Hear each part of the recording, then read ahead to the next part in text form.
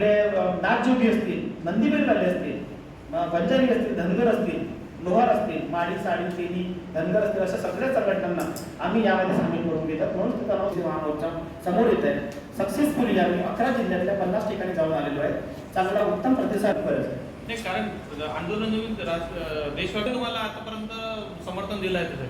आमच्या दिल्ली येथील जी काही सभा होईल आमची 30 तारखेची, तर जवळपास 17 ते 18 राज्यात असं संघटन आहे. तर बंजारा समाज, धनगर समाज, जसं बंजारी समाज इथला बिहार, राजस्थान, MP, छत्तीसगड या सगळ्या राज्याचे प्रतिनिधी तुम्हाला तिथे पाहायला भेटतील. की असा कुठलाही पक्ष नाही आहे आता तरी महाराष्ट्रामध्ये जो आमच्या यात्रेत सामील करत नाही. त्याचं नाव सांगतो मी तुम्हाला, राष्ट्रीय काँग्रेस पक्ष आहे आणि त्यांनी आयोजनात सुद्धा भूमिका घेतली. म्हणून असा कुठलाही एकदम भाजपचे सुद्धा लोक जे भाजपीय जिल्ह्यात सुद्धा भाजपचे अनेक कार्यकर्ते आमच्या सोबत निवडून सोबत आलेले आहेत. तर म्हणून आम्ही आता जनगणना सुरू झालेली आहे आणि जनगणनेमध्ये पुन्हा एकदा ओबीसींना फसवलेलं आहे. जनगणनेचा सेकंड टप्पा, दुसऱ्या टप्प्याचा राजपत्र निघालेला आहे. तो राजपत्र पहाडी क्षेत्रांसाठी आहे. त्या पहाडी क्षेत्राच्या राजपत्रामध्ये प्रामुख्याने नमूद केलेलं आहे की ही जनगणना घर जाकर जनसंख्या गणना होईल. त्यामध्ये कुठेही ओबीसीचा स्वतंत्र कॉलम किंवा जातीने जनगणना होईल असं दिसत नाही. परंतु आम्ही काही सोर्सेसकडून माहिती घेतली, त्यामध्ये आम्हाला असं कळलेलं आहे की ड्रॉपडाऊन मेनू जातीने जनगणनेसाठी हा फक्त SC आणि STसाठी येणार आहे. ओबीसीसाठी असा कुठलाही मेनू राहणार नाही. त्यामध्ये ओपन एंडेड क्वेश्चन विचारला जाईल. जो ओबीसीचा कोणी माणूस असेल त्याला विचारला जाईल तुमची जात काय, असं ओपन इतकं ठेवलेलं आहे.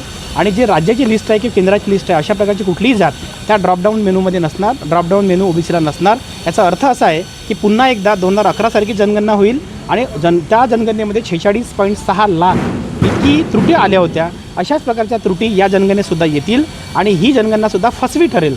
म्हणून आमचा प्रामुख्याने केंद्र सरकारला विनंती आहे की केंद्र सरकारने यामध्ये ओबीसीचा सुद्धा ड्रॉपडाऊन मेनू द्यावा आणि ओबीसीसुद्धा स्वतंत्र जातीने जनगणना करावी.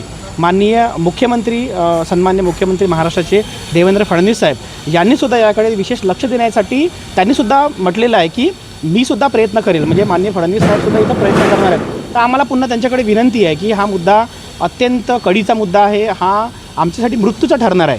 म्हणजे 1 मार्चला ही जनगणना संपणार आहे. 1 फेब्रुवारीपासून आमची जनगणना सुरू होईल.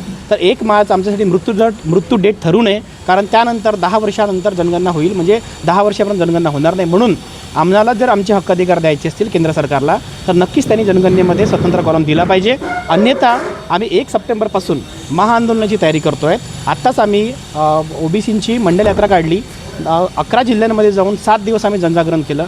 दुसऱ्या टप्प्यामध्ये 22 आणि 23 तारखेला महाराष्ट्रातल्या प्रत्येक विभागामध्ये जाती आणि इतर ओबीसी संघटनांच्या बैठका होत आहेत, विभागीय बैठका होत आहेत. आणि 29 आणि 30 ऑगस्टला दिल्ली आणि मुंबई इथे बैठक होत आहे. दिल्लीच्या जे आंदोलन होणार आहे ते देशव्यापी होणार आहे. ही देशव्यापी होणार आहे. यासाठी आम्ही दिल्लीला 29 आणि 30 तारखेला बैठक घेतो आहे.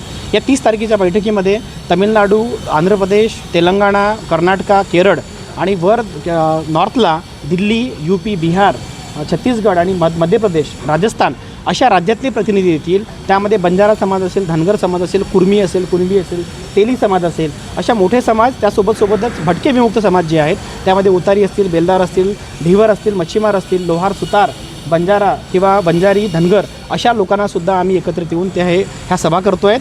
आणि या सर्वांना घेऊन आमचा जो कूच असेल तो दिल्लीकडे असेल.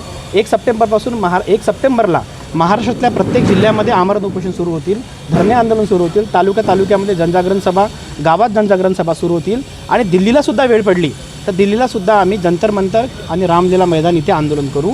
त्यासाठीची आमची तयारी दिल्लीतसुद्धा असेल.